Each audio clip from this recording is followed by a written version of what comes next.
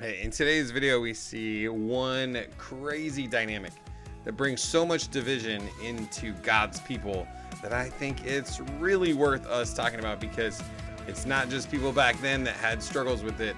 It's us today. We need to watch out for it. So reading this historical account will really give us some insight, help us to avoid the same kinds of mistakes. So check it out. Let's jump in. I'll see you in the video. Welcome to the Equipped Disciple channel. My name is Rick McClatchey. I will be your host. We are here to be and to make disciples of Jesus, and we do that through daily devos, through Sunday sermons, and through other discipleship resources. We are here to equip you. All right, everybody, here we go. We are jumping into Judges chapter 12. We're going to finish off kind of the full story of Jephthah, a little bit of some of the aftermath, some of the following stuff that happened after kind of the victories went down. And of course, the saddest story you ever did hear, just the story of his rash vow and how it affected his daughter. And so we're going to go check that out. So let's take a look. See here, we got the one thing that divides God's people unlike anything else. Unlike anything else. What could it be? What could it be? Well, if you hang out, we're going to check it out. So Judges chapter 12, in verse 1, it says, "The men of Ephraim were called together and crossed the Jordan to Zaphon, and they said to Jephthah." So again, Ephraimites, one of the tribes of Israel. And we kind of remember hearing from them a little while back, and the story is going to sound a little bit familiar. They didn't learn anything. They're just wash, rinse, and repeat kind of a thing going on here. And they said to Jephthah, "Why have you crossed over to fight against the Ammonites, but didn't call us to go with you? We will burn your house with you in it." Then Jephthah said to them, "My people and I had a bitter conflict with the Ammonites. So I called for you, but you didn't deliver me from their power.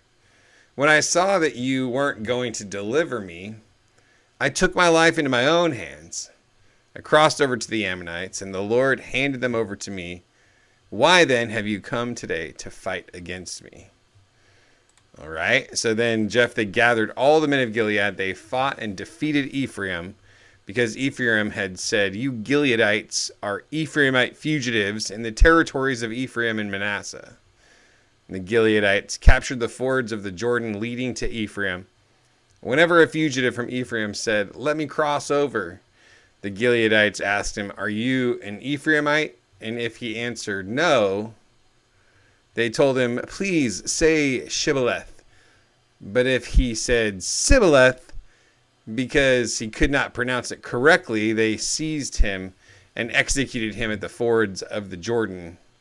And at that time, 42,000 from Ephraim died. Jephthah judged Israel 6 years, and when he died, he was buried in one of the cities of Gilead.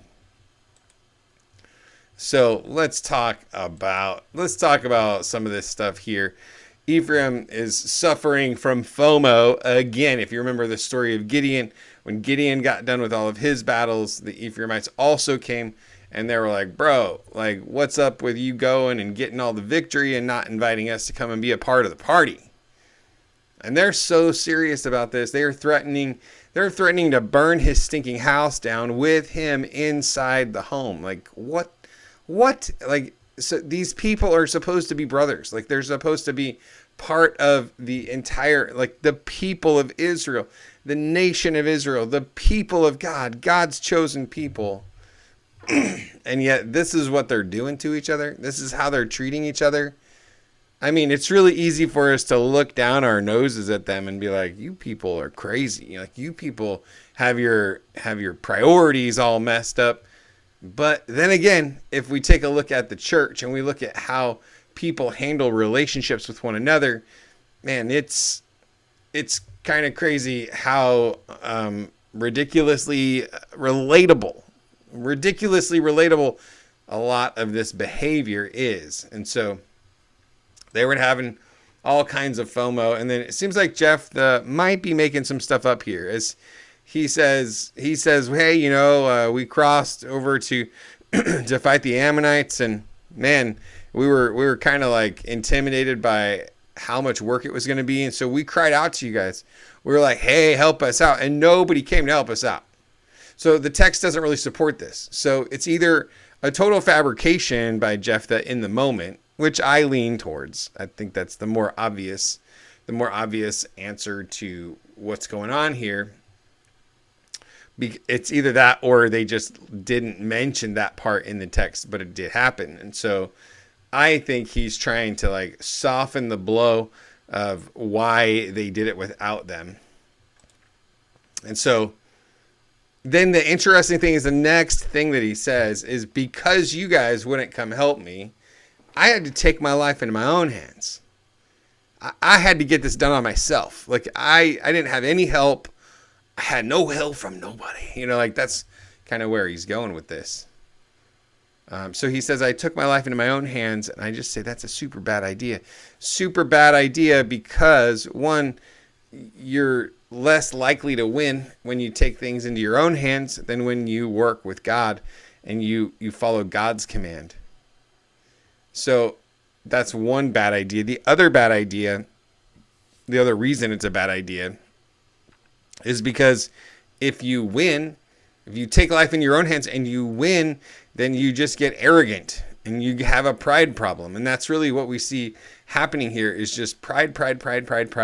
Hey, why didn't you invite me? Hey, why wasn't I part of it? Hey, why didn't you do this?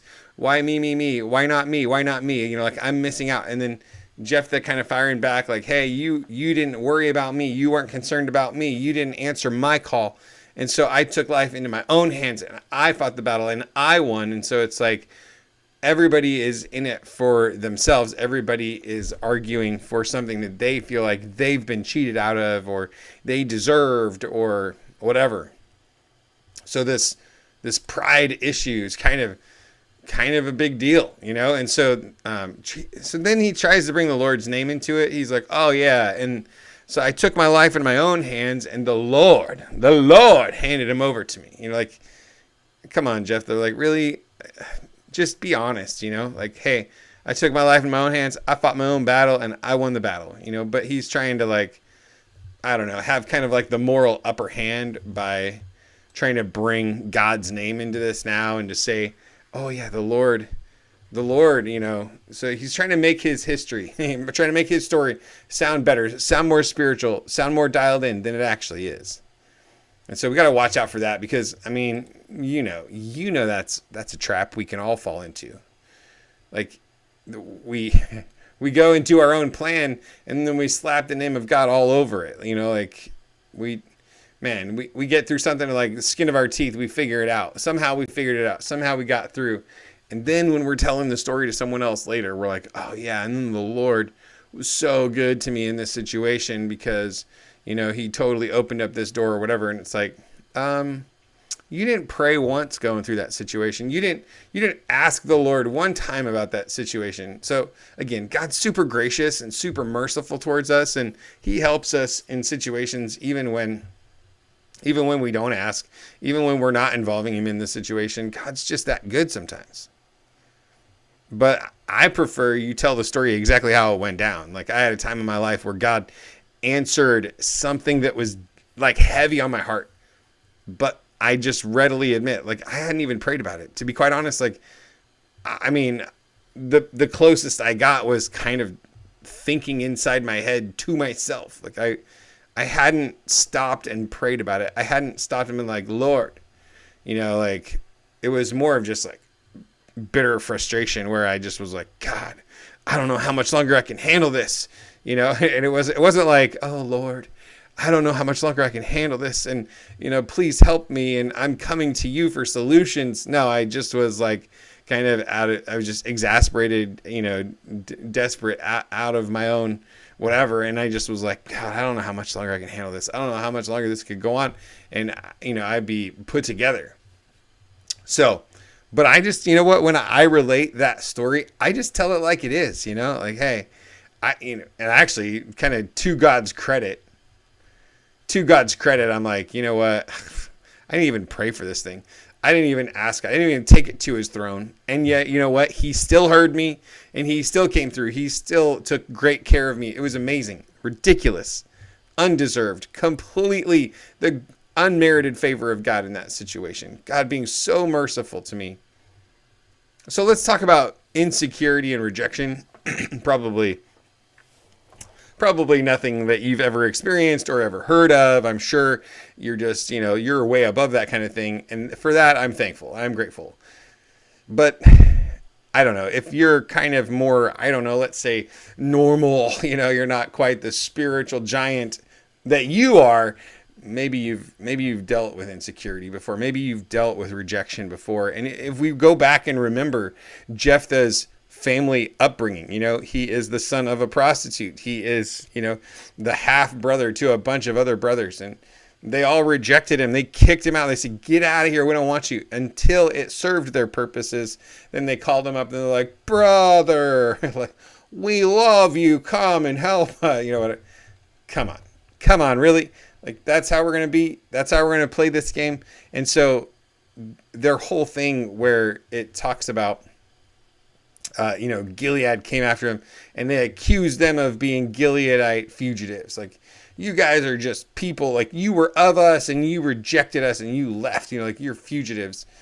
And so there's this, like, who really cares what, like, maybe they would have been attacking anyways. Maybe Gilead would have attacked, but I mean, they kind of switched into the aggressor mode here simply because of words that were being exchanged. And I just think that Jephthah probably could have approached this situation a little bit differently if I don't know. It just looks like he was struggling with some rejection and some insecurity because of things from his past. And it was affecting him in the present because it was a little bit like unresolved, undealt with, not quite healed up and taken care of. And so, I don't know, just seemed worth mentioning. It's relatable. Okay. I'm going to say, like, insecurity and rejection, man, they've been my companions far too often in my life. And so, I feel like I'm a little bit of an authority on the topic. So anyways, so that's kind of that's the resolution of the whole story of Jephthah. Some good times, some bad times. I would say kind of the overall message of it is just how much he just, took on himself and did himself, and how often he just kind of forgot, kind of left God out of the puzzle. He just didn't involve him in the situation.